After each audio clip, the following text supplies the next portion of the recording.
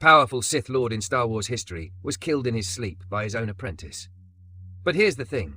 That weakness might actually prove just how insanely dangerous Darth Plagueis really was. Because when you're so powerful that the only way to stop you is to literally catch you off guard while you're drunk and sleeping, that says something terrifying about your power level.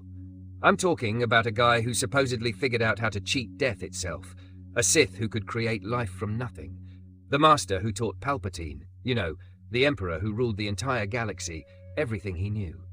And yet, most casual fans only know him from one scene in Revenge of the Sith. Today, we're going to break down exactly how strong Darth Plagueis actually was, pulling from the Legends novel, canon references, and the lore that's been building around this character for years. And trust me, by the end of this, you'll understand why Palpatine was absolutely terrified of his own master. So first, who was Darth Plagueis? Born as Hago Damask II, this dude was a Mune, which is that banking species with the elongated heads. He trained under Darth Tenebris and eventually took on a young politician from Naboo as his apprentice. You might have heard of him, Sheev Palpatine, aka Darth Sidious, aka the guy who literally orchestrated the fall of the entire Jedi Order and the Republic. Now, what made Plagueis different from other Sith Lords? Most Sith were all about passion, anger, that raw emotional power. Plagueis? He approached the dark side like a scientist. He didn't just use the Force, he studied it, experimented with it, tried to break it down to its fundamental laws. Imagine if a Sith Lord had the mindset of a physicist, and you're getting close to Plagueis' vibe. Here's where things get absolutely insane. Plagueis became obsessed with midi-chlorians, those microscopic organisms that connect living beings to the Force. While most Force users just accepted midi-chlorians as they were, Plagueis wanted to control them, manipulate them, bend them to his will, and he succeeded. According to the novel by James Luceno, Plagueis could directly influence midi-chlorians to prevent death. Not force healing like we see the Jedi do. I'm talking about literally stopping cells from dying, reversing necrosis, keeping someone alive even when they should be dead. He experimented on himself and others, pushing the boundaries of what was thought possible. But it gets crazier. Plagueis could create life, not clone it, not birth it naturally, create it from nothing, using the Force. He could manipulate midi-chlorians to spontaneously generate life in a host body.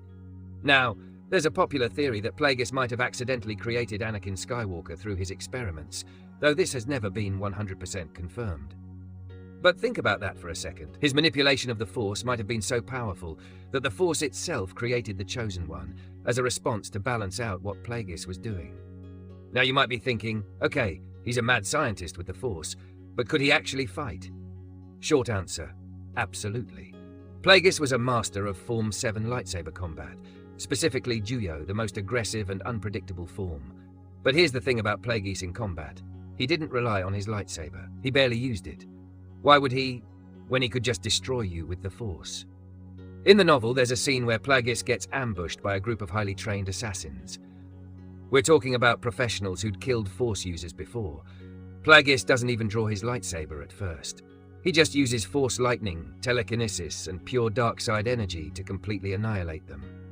One of the attackers manages to shoot him multiple times with a blaster, destroying parts of his respiratory system and face, which is why he needed that breathing apparatus later on. But even gravely wounded, Plagueis survived and eventually killed everyone involved in the attack. After that incident, his already incredible Force powers actually got stronger. He became even more in tune with the dark side, almost like the near-death experience pushed him to a new level of power. Let's talk about something that doesn't get enough attention: Plagueis' ability to see and manipulate the future. This guy had Force foresight on a level that made most Jedi Masters look like amateurs. He could sense disturbances in the Force decades before they happened. He helped Palpatine plan the entire Clone Wars and the fall of the Jedi Order. We're talking about a conspiracy that took 30+ years to execute, with thousands of moving parts, and Plagueis was instrumental in mapping it all out. But here's what's really terrifying. Plagueis and Sidious learned how to shroud their presence in the Force so effectively that the entire Jedi Council, including Yoda and Mace Windu, couldn't sense them. They were literally hiding in plain sight on Coruscant, the heart of the Republic, right under the Jedi Temple, and nobody knew. That takes an insane level of power and control. You know what makes Plagueis truly dangerous? It wasn't just his personal power, it was his vision and influence. This guy was playing 4D chess while everyone else was playing checkers. As Hego Damask, he was one of the wealthiest beings in the galaxy, controlling the banking clan and having connections everywhere. He used this to fund the Military Creation Act, which eventually led to the Clone Army.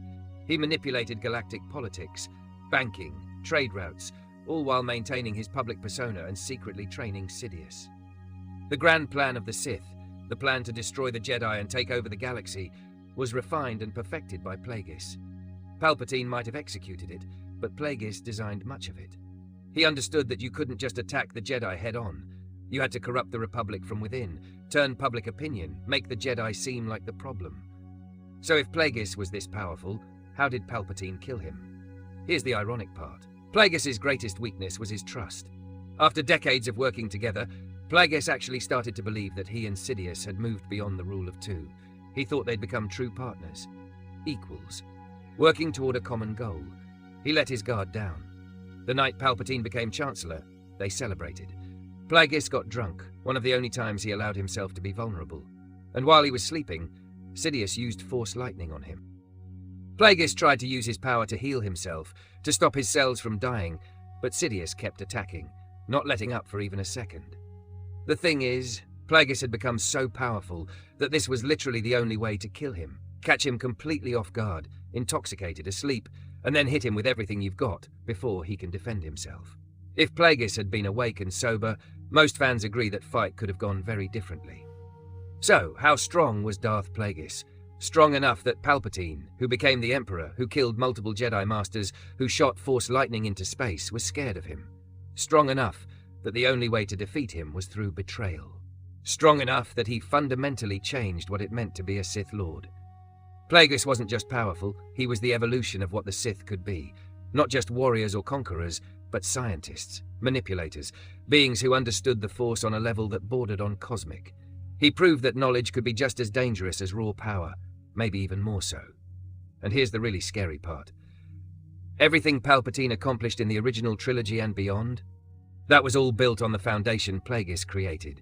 The fall of the Jedi, the Empire, the manipulation of Anakin, all of it traces back to the teachings and plans of Darth Plagueis the Wise. The dark side's most terrifying master wasn't the one who ruled the galaxy, it was the one who made that rule possible in the first place. What do you think? Was Plagueis stronger than Sidious? Could he have defeated Vader if they'd ever fought? Drop your thoughts in the comments below. And if you enjoyed this deep exploration into one of Star Wars' most fascinating characters, hit that like button and subscribe for more lore breakdowns. May the Force be with you, but hopefully not the dark side that Plagueis mastered.